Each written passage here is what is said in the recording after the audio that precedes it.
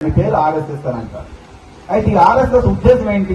ఎందుకు స్థాపించారు ఆయన అంటే, స్వతంత్ర భారతదేశంలో హిందువులుగా పుట్టిన మనందరం సమైక్యంగా ఉంటూ సనాతన ధర్మాన్ని పాటిస్తూ గోమాతని పూజ చేస్తూ ఏదైతే హైందవ సంస్కృతి ఉందో దాన్ని మనం కాపాడుకుంటూ స్వశక్తితో భారతదేశం స్వయం సంతృప్తితో ఉండాలని, భారతదేశం తనంతట తాను నిలబడాలని, అందరి సంక్షేమంతో అందరి సంతోషంతో ఉండాలని ఆలోచించి ఈ సంస్థను ఏర్పాటు చేయడం జరుగుతుంది.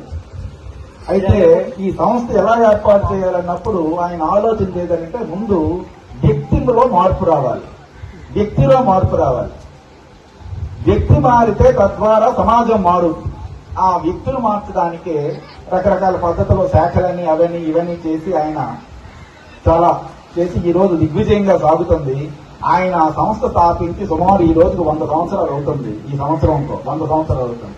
అయితే ఆయన స్థాపించిన ఈ సంఘం మనుషుల్ని ఏమైనా తయారు చేసిందా? ఏ ఉద్దేశంతో ఆయన చేశాడు? ఆ చేసిన దానికి ప్రతిఫలం ఏమైనా వచ్చిందా? ఆయన 100 సంవత్సరాల క్రితం పెట్టిన దాని ఫలితం ఏమైనా ఇప్పుడు కల్పిస్తుందా అంటే, కొంతవరకు అలాంటి మనుషులు వచ్చారు, ఇంకా వస్తున్నారు, భవిష్యత్తులో వస్తారు. అలాంటి వ్యక్తుల్లో మనందరి చేత ఎంతో గొప్పగా కీర్తించబడుతూ ప్రపంచం మొత్తం మీద ప్రపంచ నాయకుడిగా గుర్తింపు పొందుతూ తన జీవితం మొత్తం భారతదేశానికే అంకితం అని చెప్పి ప్రపంచం మొత్తం మీద పేరుగాంచిన మన ప్రీతమ ప్రధానమంత్రి నరేంద్ర మోడీ గారు ఆ సంఘం నుండి వచ్చిన ఆయన. ఇప్పుడు మీకు ఆ సంఘం ద్వారా ఉద్దేశం ఏంటో అర్థమై ఉంటుంది.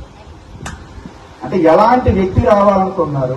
ఏ రామరాజ్యం కోసం అయితే మనం అనుకున్నామో ఆ రామరాజ్యం, రాముడు పరిపాలించే రామరాజ్యంలో రామునికి ఆలయం కట్టడానికి వాటిలో అంతకు మించిన వ్యక్తిత్వం ఉన్నవాడు ఇంకెవడు లేడు.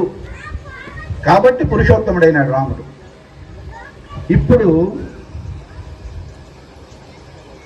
ఈ రాముని గుణగణాలన్నీ చూపించిన తర్వాత, మనం విన్న తర్వాత, రామునితో పాటుగా చాలా వ్యక్తులు ఉన్నప్పటికీ రాముడితో లక్ష్మణుడు ఉన్నాడు, రాముడితో సీత ఉంది, రాముడితో భరతశత్రుఘ్నులు ఉన్నారు, తల్లిదండ్రులు ఉన్నారు, వాల్మీకి మహర్షి ఉన్నారు, జాంబవంతుడు ఉన్నాడు, వాలి సుగ్రీవులు, ఇంత చాలా మంది ఉన్నారు కదా. వీళ్ళందరిలో ఏ ఒక్కరికైనా మనం దేవాలయం కట్టించామా?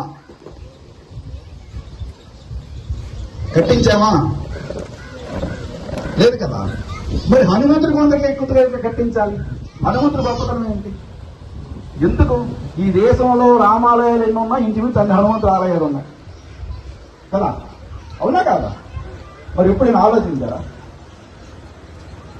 దశరథుడికి ఎందుకు లేదు? కౌశల్యకి ఎందుకు లేదు ఆలయం?